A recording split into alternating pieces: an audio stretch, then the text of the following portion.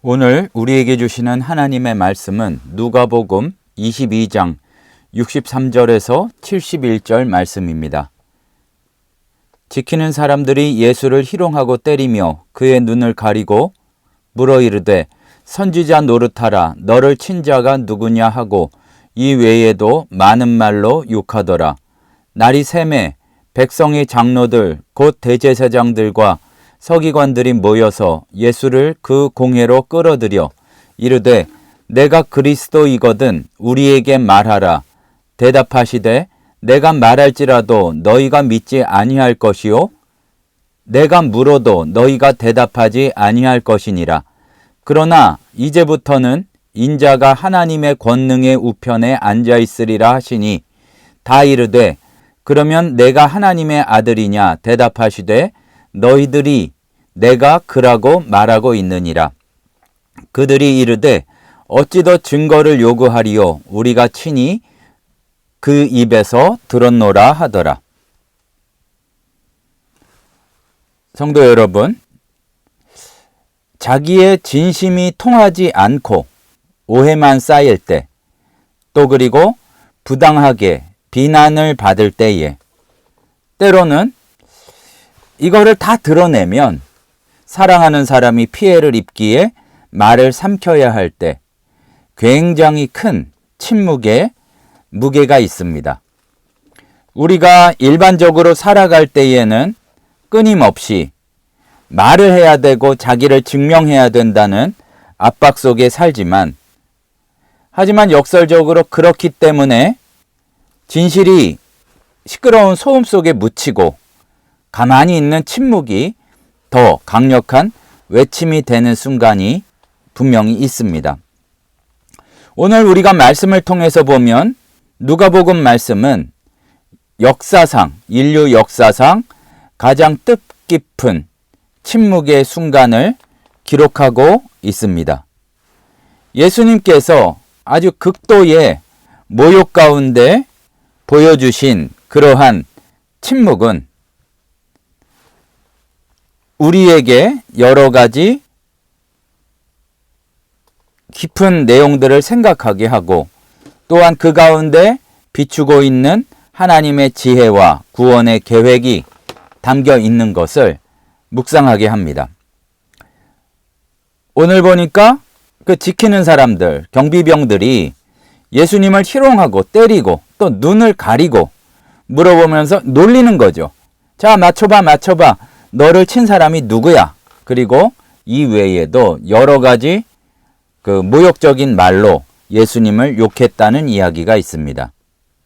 육신의 고통도 굉장히 참을 수 없을 정도로 괴로운 것이지만 그러나 인격을 무너뜨리는 것은 무엇보다 참기가 어렵습니다. 그래서 어떤 이러한 고소를 받거나 잘못해서 또는 잘못을 뒤집어 씌워서 이렇게 취조하는 곳에 들어갔다 나오면 스스로 목숨을 끊는 일이 있을 정도로 사람에게 괴로움을 주는 것 같습니다. 아마 그렇게 괴로움을 받았던 사람들보다도 예수님의 고통이 훨씬 더 클 수밖에 없었던 것은 그냥 잘 살던 사람이 모욕을 당하는 정도가 아니라 천지만물을 창조하신 창조주께서 피조물, 그 중에서도 죄 많은 인간, 그야말로 저급한 인간들의 놀잇감이자 모욕의 대상이 되고 있기 때문입니다. 맞춰봐 이렇게 조롱하고 또 끊임없이 욕하고 이러한 것들을 보게 될 때에 참 견디기가 어려운 그런 순간이었음을 알 수가 있습니다. 그리고 아주 폭문들 잡는 것까지 저급한 것들은 그렇다 치고 사실은 더 저급한 거죠. 종교 지도자들이란 놈들은 위선적으로 아주 거룩한 표정을 하고 내가 그리스도냐 이렇게 이야기를 하면서 정해진 결론에 맞춰서 예수님을 책잡으려고 그렇게 하고 있습니다. 위선적인 재판, 노골적인 폭력, 이 모두가 다 진리를 외면하고 자기들이 붙잡고 있던 기득권을 지키려는 그런 모습이었습니다. 예수님은 여기에 대해서 이사야서의 예언처럼 잠잠하는 양같이 그 입을 열지 않으셨습니다. 사실 생각해보면 예수님의 이 침묵이 굉장히 지혜로운 것이죠. 말을 해봤자, 설명을 해봤자 그것이 소용이 없다는 것을 너무 잘 아셨기 때문입니다. 진리의 말씀을 들을 준비가 없는 자들에게 변명 대신 침묵으로 도리어 그들의 말도 안 되는 행동을 드러나도록 하셨습니다. 예수님께서 침묵하셨기에, 가만히 계셨기에, 흔들림 없이 계셨기에 그들이 얼마나 추악한 모습인가를 이렇게 비추어 주실 수 있었던 겁니다. 그리고 또한 아니거든 하고서 이런 식으로 변명하지 않고 가만히 침묵하신 것은 순종의 결과였습니다. 이 모든 어려움과 고난이 사람들을 구원하시기 위한, 인류를 구원하시기 위한 하나님 아버지의 뜻임을 아셨기에 자기 대해서 변호하시는 대신에 계획하신 구원의 길을 묵묵하게 걸어가셨던 겁니다. 그 얘기를 이렇게 이야기합니다. 내가 말한다고 너희가 믿지 않을 것이다 라고 위선을, 이미 정해진 것에 따라서 이들이 이렇게 조작해가며 모욕하고 그러고 있다는 사실을 통해 사실을 보여주시고 위선을 지적하셨습니다. 물론 하나님의 아들이라는 질문에 대해서는 그것을 수긍을 하시면서 답하셨습니다. 정체를 인정하게 만드는 그런 어떠한 지혜로운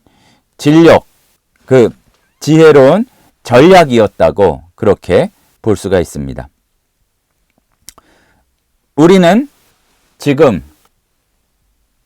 많은 말을 해야 될 것 같은 그런 시대에 살고 있었습니다. 우리는 침묵, 말하지 않음, 그런 것들을 잃어버렸습니다. 물론 말하는 게 장점이 있지만 여러 가지 그냥 보통의 사람들이 말하는 것도 극도로 증폭시켜서 여러 가지 통신수단이나 또 어떤 SNS 같은 그곳에서 뿐만 아니라 하루하루 일상, 사회생활을 하는 가운데 자기를 증명해야 될 것 같은 여러 가지 발언들이 침묵 가운데 주의 뜻을 발견하고 침묵 가운데 우리를 향하신 하나님의 말씀을 듣는 우리의 영적인 감각을 마비시키고 있음을 우리는 잘 알아야 할 것입니다. 그 결과 우리는 조금만 억울하면은 몇 배로 그것을 해명하고 또 그리고 어느 현장에서든 논쟁이 벌어지면 이겨야만 직성이 풀릴 때가 많이 있습니다. 하지만 예수님이 오늘 말씀에서 우리에게 보여주신 것은 이와 정반대의 지혜 있고 분별 있는 침묵이셨다는 사실을 잘 묵상해 보아야 할 것입니다. 예수님께서 또한 이런 침묵을 지키셨기에 우리의 억울한 모든 것을 차마 말하지 못하는 것을 알고 계시는 체휼하셨다는 그 사실도 우리는 붙들어야 할 것입니다. 말해야 할 때, 선포해야 할 때와 침묵해야 할 때를 구분하는 지혜가 우리에게 필요합니다. 우리는 욱하고 올라와서 감정이나 자존심 때문에 참지 못하고 이야기들을 한 번 욕먹었으면 수십 배의 욕을 쏟아놓는 경우도 없지 않지만 하나님의 뜻을 먼저 구하는 지혜, 그리고 인내, 그리고 하나님께 결과를 맡길 수 있는 그것이 무엇이든 나보다는 주께서 잘하신다는 믿음을 가지고 맡겨드릴 수 있는 믿음의 모습이 필요합니다. 지혜 없이 쏟아놓는 말 때문에 오히려 스스로를 얼마나 무너뜨리고 있는지 모릅니다. 다른 데서는 침묵하고 그 이야기할 것을 주님 앞에 가지고 나가 기도할 수 있는 우리의 모습이 회복되기를 바랍니다. 현대의 그리스도인들이 무엇보다 회복해야 할 것은 바로 거룩한 침묵의 회복입니다. 오늘 말씀을 통해서 우리는 지금 어느 자리에 어느 편에 서 있는지 환하게 비춰보아야 할 것입니다. 침묵에는 두 종류가 있는데 하나는 말해야 될 때 말하지 않는 침묵이 있고 적절하게 꼭 침묵해야 될 때 말을 하지 않는 그러한 지혜로운 침묵이 있습니다. 우리는 참으로 안타깝게도 비겁하게 세상이 무서워서 그리스도인임을 말하지 않고 예수에 대해서 말하지 않으며 세상과 타협하는 경우가 적지 않습니다. 세상의 불의에 대해서 목소리를 내야 할 때 그냥 외면하고 가만히 있을 때가 있습니다. 그런 반면에 익명성에 숨어서 다른 사람들을 저주하고 욕하는 데에는 마치 오늘 본문에서 본 이런 군인들과 같이 그 지키는 사람들과 같이 모욕하기를 주저하지 않는 경우가 많이 있습니다. 우리가 다른 사람들에게 그러한 저주를 퍼붓는다면 예수님을 모욕했던 그 사람이 2000년 전에 말씀에 나오는 사람들만이 아니라 바로 나임을 깨달아야 할 것입니다. 진리를 위한 예수님의 거룩한 침묵을 닮은 그러한 침묵. 반면에 세상 앞에서 예수에 대해서 말하지 않는 침묵. 우리가 어떠한 침묵을 하고 있는지 살펴보아야 할 것입니다. 우리가 예수님과 같이 이 정도까지는 아니라 할지라도 비난받고 어려운 지경에 처하게 될 때가 있습니다.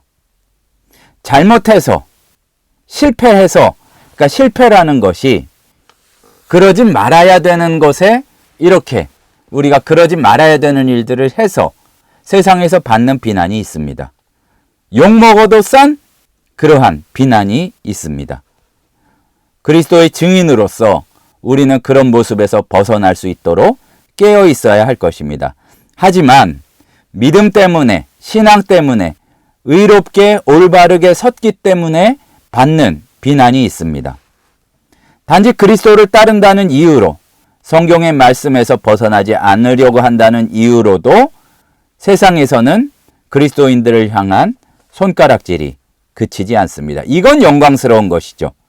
그런데 우리가 참으로 주의해야 될 것은 잘못해서 받는 비난을 성도이기 때문에 받는 비난으로 착각해서도 안 된다는 것입니다.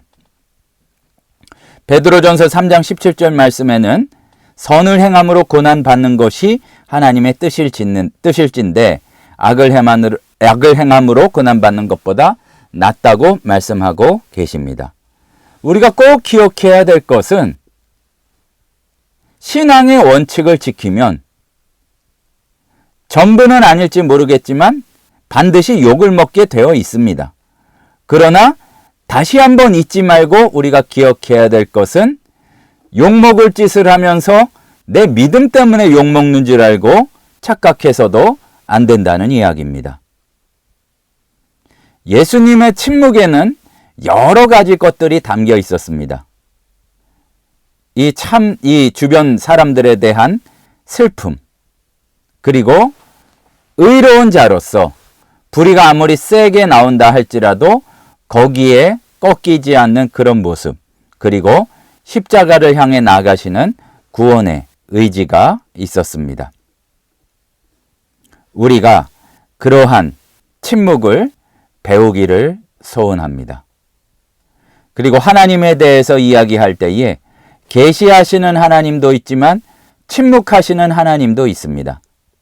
명확하게 드러나지 않지만 그러나 그 가운데서 더 깊은 많은 이야기를 하시는 경우도 지금 우리가 살아가는 하루하루 가운데에서도 참으로 많이 있습니다. 우리도 이러한 침묵을 회복하기를 소원합니다. 우리가 변명할 수 있음에도 침묵하고 때로는 예수의 말씀에 순종해서 침묵할 때에 달변으로 여러 가지 이야기를 쏟아내는 것보다도 더 강한, 더 분명한 이야기들을 우리 삶을 통해서 할 수 있을 것입니다.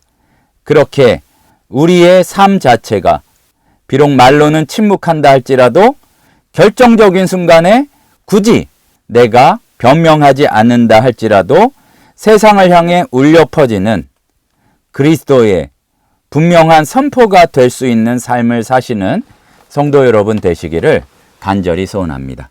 기도하시겠습니다. 사랑의 하나님 아버지, 거룩한 예수님의 고난의 모습 가운데 우리가 깊이 묵상하며 다다라야 될 그 모습을 봅니다. 우리가 입을 열어 크게 찬양하며 선포해야 될 때와 비록 너무나 이야기하고 싶지만 입을 다물고 침묵하는 것이 더 지혜로울 때가 있음을 깨닫도록 붙잡아 주시옵소서. 지금은 우리 주 예수 그리스도의 은혜와 하나님 아버지의 크신 사랑하심과 성령님의 충만 인도하시는 은혜의 역사가 예수님의 침묵의 의미를 알고 우리도 깊은 입을 다무는 묵상과 순종을 배우기를 소원하는 신우 회원들, 성도들 머리 위에 이제로부터 영원토록 함께 있을지어다. 아멘.